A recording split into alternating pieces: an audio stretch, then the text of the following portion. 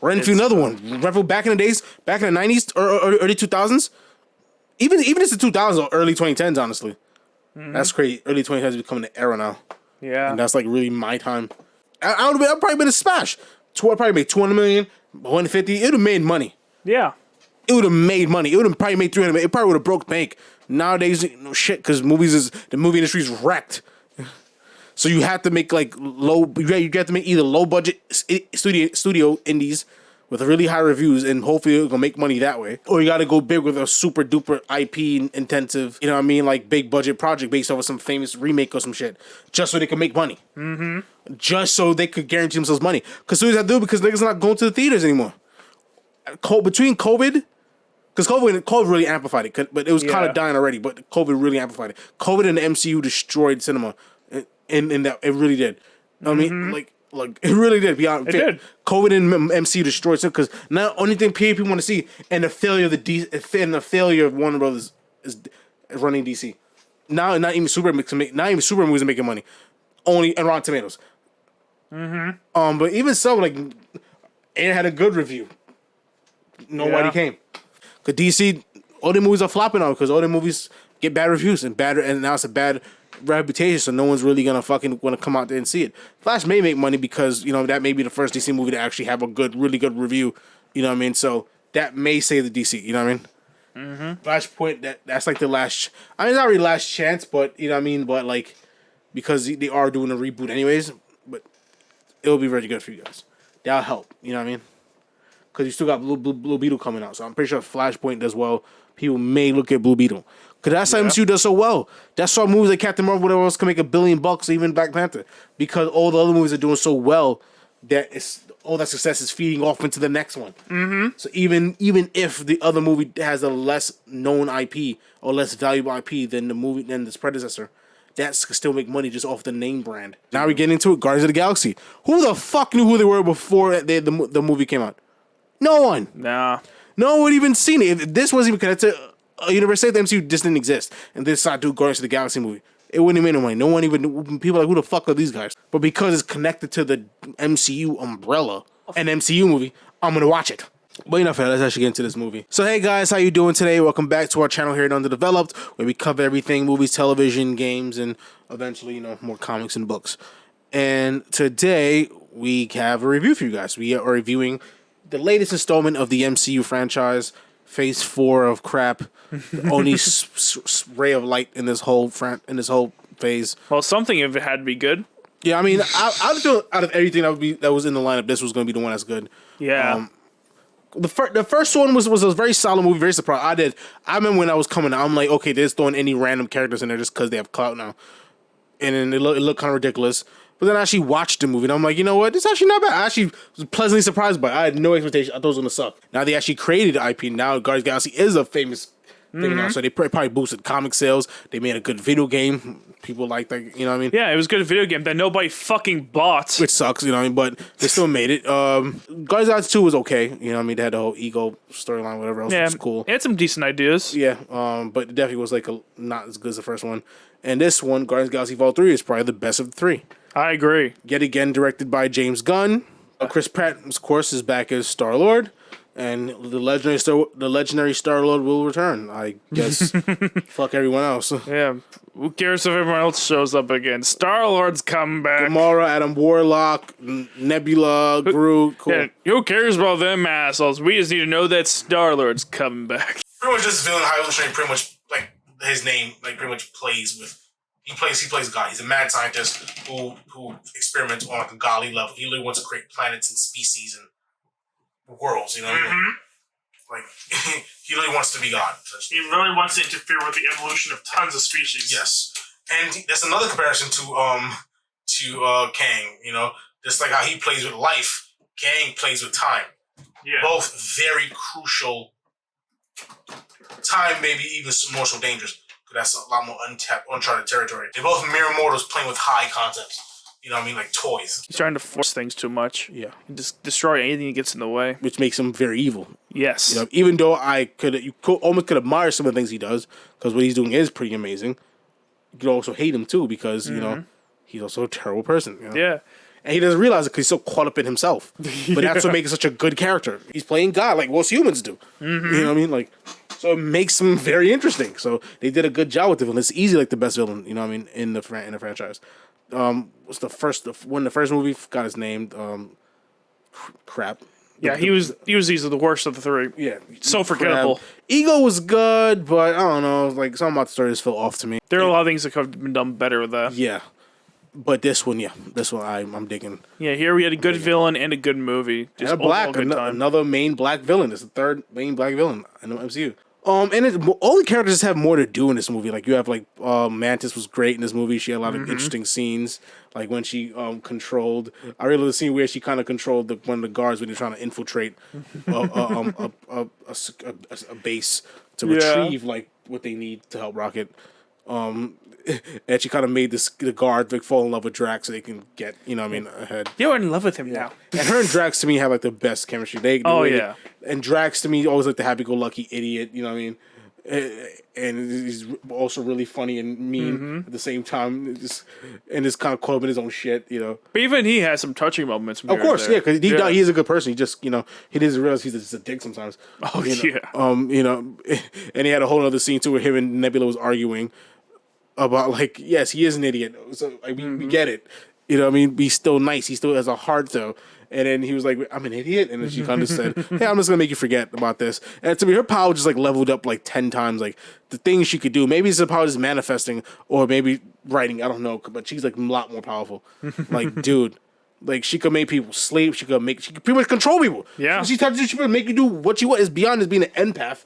Like she could literally make you do things and feel things. Yeah, that's some Kilgrave shit. That's some to me, the High Evolutionary should be experimenting with her powers. Honestly, that's something interesting. She's way more. She's way more effective than Rocket Raccoon is. Yeah, like to me, like what's the point of trying to evolve animals if you're so worried about perfection? Why not just go to humans who already are high intellectual life forms and just improve upon them and make them more you? I guess I don't know.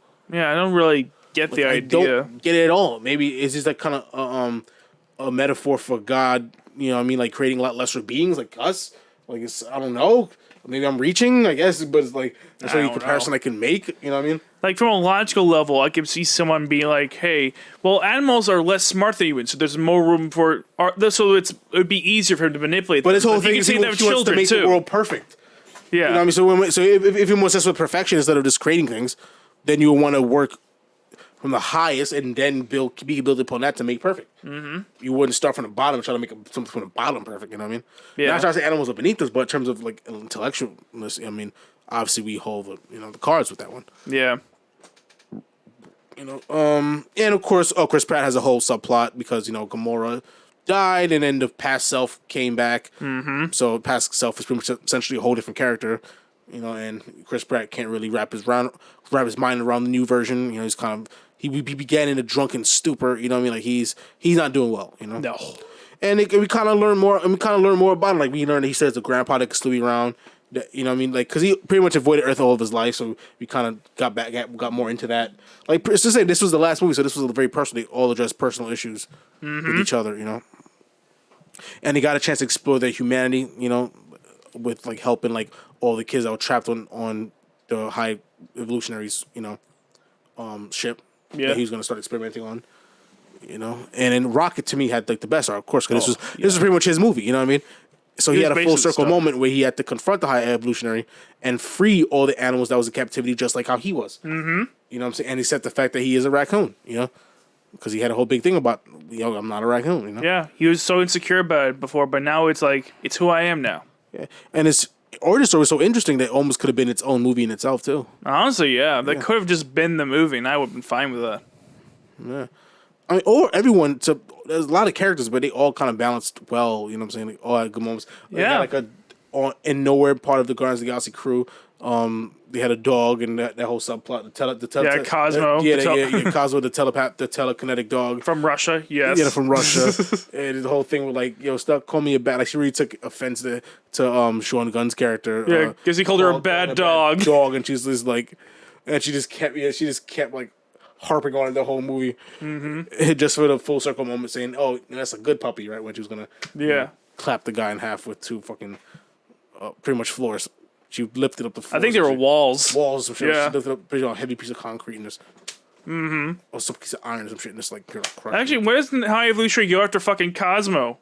Yeah, like there's much more interesting characters. Like you literally an animal that has telepathic powers. Yeah, it's just such go after perfection. that one. They're better beings that you can use. You know what I mean? Like I don't know. But overall, to me, this movie had a lot of interesting moments. One thing I didn't like was the heavy underusage of Adam Warlock. Also, there's the changes to Adam Warlock too. What are some of these changes?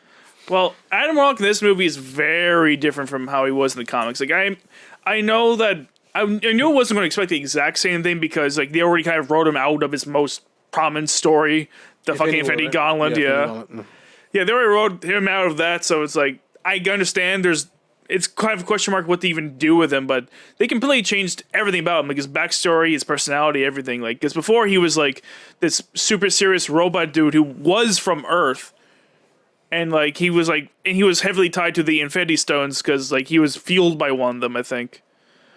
But like, yeah, like he was always very tied to them, and most of the space stuff he does do is usually tied to the Infinity Stones in some way. But instead, they're like, no, we're just going to tie him to these gold people we established in the second movie. They're probably from the comics too, but I don't know anything about that specifically. But they're like, no, he's not from Earth anymore. He's not associated with these guys. And instead of being like this very stoic, very interesting character, they're like, okay, we're just going to have him be a himbo. Just absolute idiots. Just messing around, fucking. I'm like, there's already a lot of idiot characters in this movie. I didn't see the need to turn Adam Warlock into that. Yeah, he was really necessary in this movie. But I mean, I like that they finally put him. He is a prominent character in Marvel, and they finally brought him in, but in a heavily underused, movie. He kind of felt just tacked on. He really did. I feel like he had no real purpose. I feel like his purpose was basically to start the plot.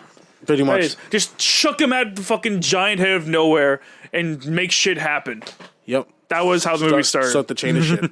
Yeah, I said the whole opening scene just everyone like crashing, flying. He just fly through things. He just fly through things constantly. Yeah. Like he just literally just flew right into nowhere and just launched all full out attack against the Guardians. And that's pretty much the beginning of the movie. Which kind of jumpstarts the whole plot to save Rocket, and Yeah. And in an attempt to save Rocket, they get wind of the High Evolutionary, and then they get across, and then they end up taking a fight to him. That's the plot of the movie. That's pretty much the movie. Yeah, really wasn't a fun. I have round of the changes of Amalek though. With that being said, a lot of the scenes with him are generally pretty funny. Yeah, it is. So they actually handle it, and honestly, James Gunn has a problem with comedy in this film. He kind of overdoes it and kind of over relies on it. And when he does, he kind of beats it to the ground to the point where it's like it just comes exhausting. It really can be. Like that's how Peacemaker kind of fell for us. Because especially in saying that's a movie that very much stretches. That's a show that very much stretches its jokes out. Yeah, and we're just really not into that brand of humor. Really stretching it, and it just makes it unfunny. But here, he did a good job because a lot of the movie had a lot of drama, but also had a lot of good dramatic. I mean, had a lot of good comedic moments, and that really hit. That really hit for me, and the audience was laughing. I was laughing. So yeah, they did a good job. It overall had a pretty good balance of comedy and drama. Yeah, they did. Very good balance. I was very satisfied with that.